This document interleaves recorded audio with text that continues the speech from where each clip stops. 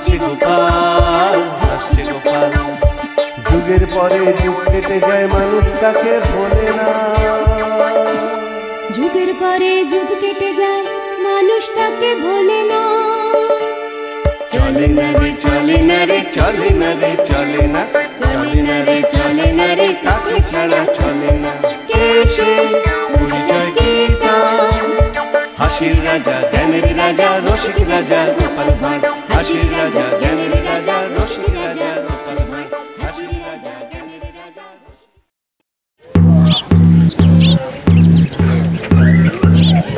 শোনো শোনো শোনো, নবদ্বীপের বুড়ো বুড়ি ছোঁড়াছুড়ি ভালো করে শোনো।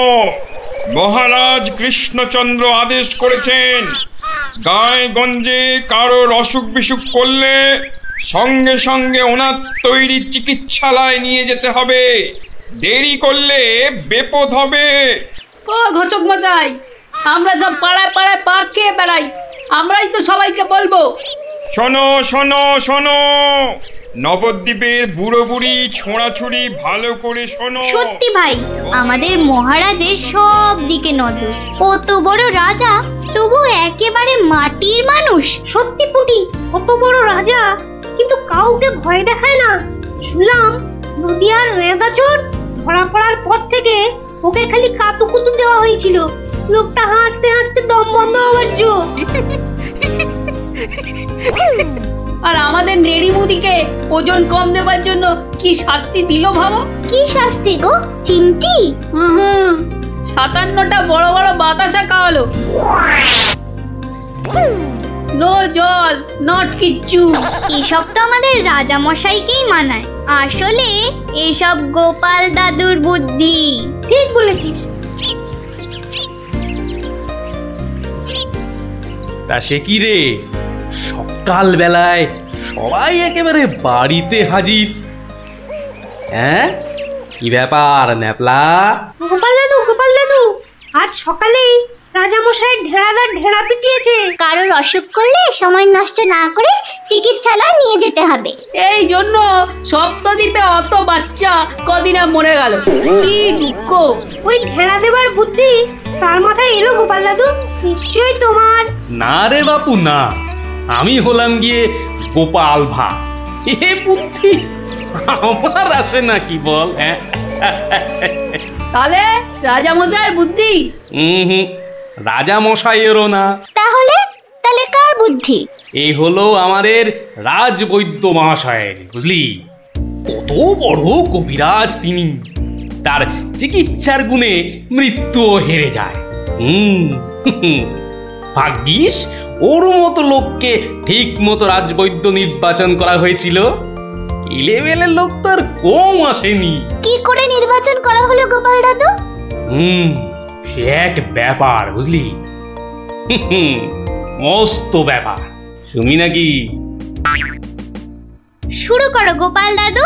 শোন তাহলে, সে বছর খুব গরম পড়েছিল, প্রাণ একেবারে হাই যাকে বলে। ঘরে ঘরে অসুখ। এই সময়ে রাজামশাইয়ের চিকিৎসালয়ের যে বড় কবিরাজ, তিনি চলে গেলেন কাশীতে। যা বাবা, সে তো মহা বিপদের কথা, ভাববার কথা। সে আর বলতে, সবচেয়ে ভাবনা হলো রাজামশাইয়ের। প্রজাদের শরীরের কথা ভেবে ভেবে রাজামশাইয়ের ঘুম নেই একেবারে।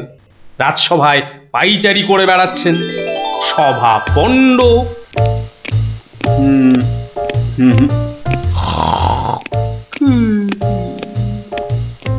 না,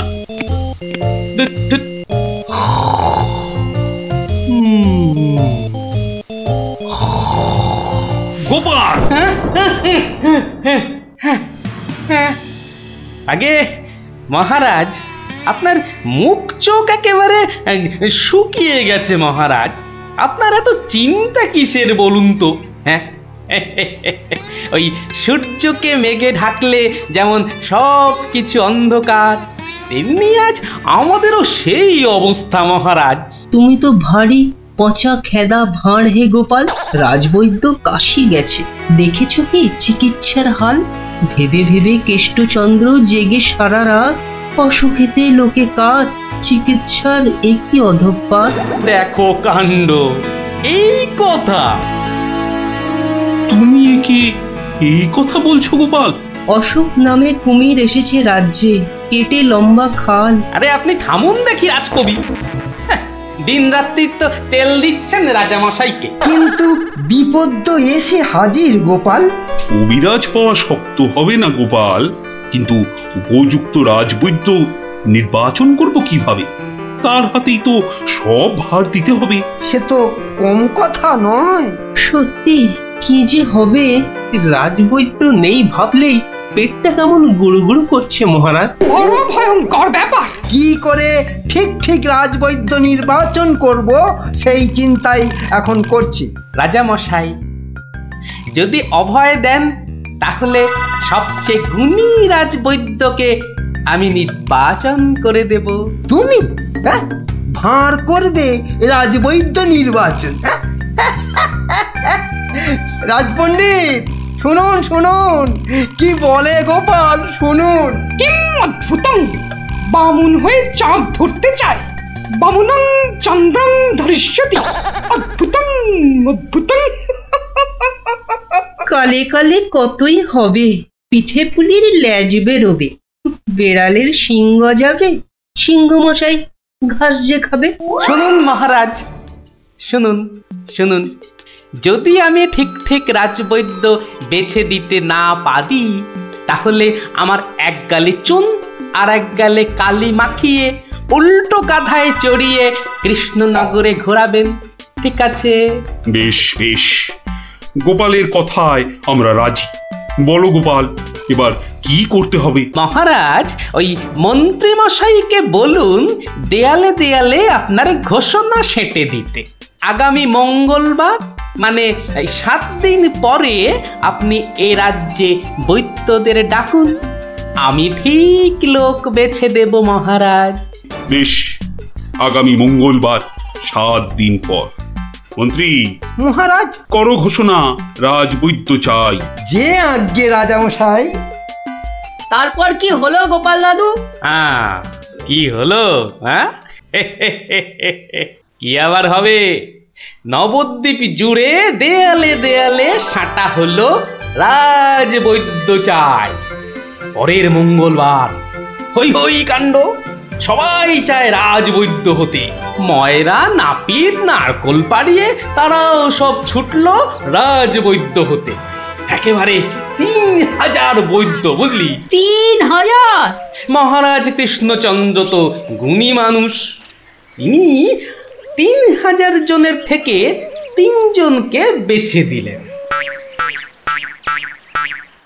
ওদের মধ্যে থেকে বেছে দিতে হবে রাজবৈদ্যকে। 3000 বৈদ্য এসেছিলেন, বেশিরভাগই রদ্দি। অথচ বলছে আমরা সব বদ্যি। আরে চুপ করো না বাবু, রাজামশাইকে বলতে দাও না ভায়া। আমি 3000-এর মধ্যে 3 জনকে বেছেছি। এইবার তোমাকে আসল বাছা বাছতে হবে, আর ঠিক মতো না হলে এই গালে মাখিবে চুন, ওই গালে কালি, গাধায় চড়িয়া ভাঁড় খাবে গালা গালি। আমি তৈরি আছি কবি মশাই। আপনি কাকে কাকে বেছেছেন মহারাজ? মন্ত্রী মশাই ডাকুন ওদের, এটা আপনার কর্ম। প্রথম বৈদ্য এসেছেন সেই সুদূর কিষ্কিন্ধা থেকে, নাম শ্রী শ্রীল আয়ু আচার্য দন্তলাবণ্য মহার্ণব। কোথায় কোথায়? আসুন আসুন মহার্ণব মশাই, এগিয়ে আসুন এগিয়ে আসুন। দ্বিতীয় বৈদ্য? দ্বিতীয় বৈদ্য এসেছেন অলকাপুর থেকে, ওনার নাম হলো মম নাম পিণ্ডাইকরণ কবিরাজন পুঙ্গবং চরক শাস্ত্রী। দেখো কাণ্ড, এত বড় বড় নাম মনে রাখা ভয়ানক শক্ত বুদ্ধি মশাই। আমি ওনাকে বলবো আচার্য মশাই, আর আপনাকে বলবো শাস্ত্রী মশাই। মন্ত্রী মশাই, এবার তৃতীয় কবিরাজকে ডাকুন। তৃতীয় কবিরাজের নামটা বড় ছোট, শাস্ত্রী নয়, আচার্য নয়, নবদ্বীপের লোক, খুব বয়স হয়েছে। ওর নাম হলো, আমাকে লোকে বলে বুড়ো কবিরাজ। কি কি রোগের চিকিৎসা করেছেন একবার বলে দিন। বলতে গেলে আমি কোনো রোগেরই চিকিৎসা করি না, একদম আকার। অথচ আমায় যদি বলতে বলেন এক নিঃশ্বাসে ৭৩,০০০ রোগ বলে যাব। হ্যাঁ, ওলাউটো, পেঁজরা, খোস, কাশি, সর্দি গর্মি, তরকা, কম্প, ঝম্প, শ্বেত সার, কত হলো? কে এমন মূর্খ আছে যে গুনবে ভারমশাই? ও যদি ৭৩,০০০ রোগের নাম বলে, আমি বলবো ৮৩ লাখ। সব বড় বড় রোগ, সর্দি কাশির মতো নাতি নাতনি রোগ নয়। শুনুন তাহলে, যক্ষা, রক্তাম্বু, অস্থিবাস, বেগুন চোরা, দাপট কাঁটা, তে আটকা, মরা মাছ, হাঁস পোকা। থামো থামো থামো, ও এ তো কানের পোকা, নাড়িয়ে ছেড়ে দেবে। শুধু কানে কেন মহারাজ, কানে, বগলে, নখে সর্বত্রই পোকা নড়বে, তবে আমার নাম শাস্ত্রী। গোপাল, আর বিলম্ব করলে দেশত্যাগী হব বলে দিলাম। বেশ বেশ মহারাজ, আমি শুরু করি। আচার্য মশাই, আচার্য মশাই, এগিয়ে আসুন, এগিয়ে আসুন। না না না না, আসতে হবে না, আসতে হবে না। বলছিলাম কি, ওই কৃষ্ণনগরের দেওয়ালে দেওয়ালে লেখা হলো রাজবৈদ্য চাই। আপনি বিদেশের লোক, কি করে খবর পেলেন? সে যেতেই পারে গোপাল, মহারাজ কৃষ্ণচন্দ্রের রাজবৈদ্য বলে কথা, কম ব্যাপার নয়, বুঝেছ? বুঝেছি, সে যাকে। কবিরাজ মশাইগণ, সভাসদগণ, আপনারা সবাই জানেন আমাদের শাস্ত্রে একটা কথা আছে, শতং মারি ভবেত বৈদ্য। যে কবিরাজ যত বেশি মারতে পারবে সে তত বড় বৈদ্য। নিন আচার্য মশাই, আপনি বলুন কজন মরেছে এ পর্যন্ত? কি করে হুট করে বলি? বলুন বলুন, ওই ২-৪টে কম বেশি হলে সেটা কিছু হবে না। তা ধরেন মোট রোগী দেখেছি ৩,৮০৬ জন গতকাল পর্যন্ত। হাততালি হাততালি হাততালি। এবার বলুন আচার্য মশাই, তাদের মধ্যে মেরেছেন কজনকে? মানে কজন মরেছে আর কি। একেবারে ২৫০০০। যমরাজের ঘরে পাঠিয়ে আমি কবিরাজ। আরে দূর দূর, নাবালক, দুগ্ধপোষ্য, ২৫০০ মেরেই একেবারে হনুমানের মতো লাফাচ্ছে দেখো। হ্যাঁ, এ কবিরাজি না করে রাজসভায় নাচুক মহারাজ। এ রোজই ২.৫ পো আদা নিম পাতার সঙ্গে বেটে খাওয়া উচিত। আপনি কতজন রোগী দেখেছেন শাস্ত্রী মশাই? ৫০০ হবে, কি বলো? আমি দেখেছি ১৮,৭৭১ জন, মরেছে ১৮,৩০০। লোকে আমার দেশে আমার ছবি রেখে চরণামৃত খায়, বুঝেছেন?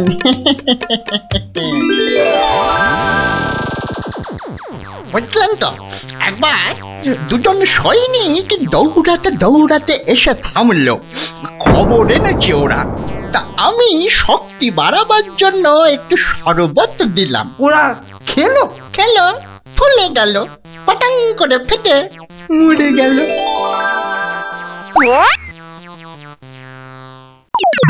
এ কি, আপনি কোথায় যাচ্ছেন? আরে পাকড়ো পাকড়ো। আপনি কোথায় পালাচ্ছেন দাদু মশাই? আমাকে ছেড়ে দিন মশাই, আমি এদের মতো অত গুণী নই। সে কি, রোগী দেখেননি আপনি? দেখেছি মশাই, কিন্তু বড় কম। কেন কম কেন? আমি যে রোগ হতেই দিই না। আমার গুরু আমায় শিখিয়েছেন, রোগের কারণগুলো নষ্ট করে দিলে রোগই হবে না। আমি যে তাই করি। কত রোগী এতদিন দেখেছেন কবিরাজ মশাই? সারা জীবনে আমি দেখেছি হাজারখানেক রোগী, আর মরেছে মাত্র 30 জন। তাতেই আমার লজ্জা করে। তাই বলছিলাম আমায় ছেড়ে দিন, আমি এদের মতো এত বড় কবিরাজ নই, আমি বড় তুচ্ছ। এখানে এসে খুব ভুল করেছি। কিন্তু কবিরাজ মশাই, এখানে না এলে আপনি আরো ভুল করতেন যে, কারণ মহারাজ কৃষ্ণচন্দ্র আপনার মতন রাজবৈদ্যকেই খুঁজছেন। যে কবিরাজ রোগের কারণগুলো নষ্ট করে দেন তিনিই যে শ্রেষ্ঠ। যে কবিরাজ রোগীর মৃত্যু হলে দুঃখ পায়, লজ্জা পায়, তিনিই তো শ্রেষ্ঠ। মহারাজ, এই আমার শ্রেষ্ঠ কবিরাজ। নির্বাচন শেষ মহারাজ। সাবাস গোপাল, সাবাস। তোমার রাজবৈদ্য নির্বাচন এই দেশের সর্বশ্রেষ্ঠ শিক্ষা। তুমি শুধু হাসির রাজা গোপাল ভাঁড় নও, তুমি এই বাংলার অলংকার। সত্যি গোপাল দাদু ঠিক বলেছিলেন রাজবৈদ্য। রোগের চিকিৎসার চেয়ে বড় হলো রোগ হতে না দেওয়া। তাই সামান্য রোগ হলে চিকিৎসালয়ে আসতে বলে ঢেড়াদার ঘুরে বেড়াচ্ছে। এমন রাজবৈদ্যকে তুমি বলেই নির্বাচন করতে পেরেছো। রাজামশাই ঠিকই বলেছেন, তুমি শুধু হাসির রাজা নও, তুমি জ্ঞানের রাজা গোপাল ভাঁড়।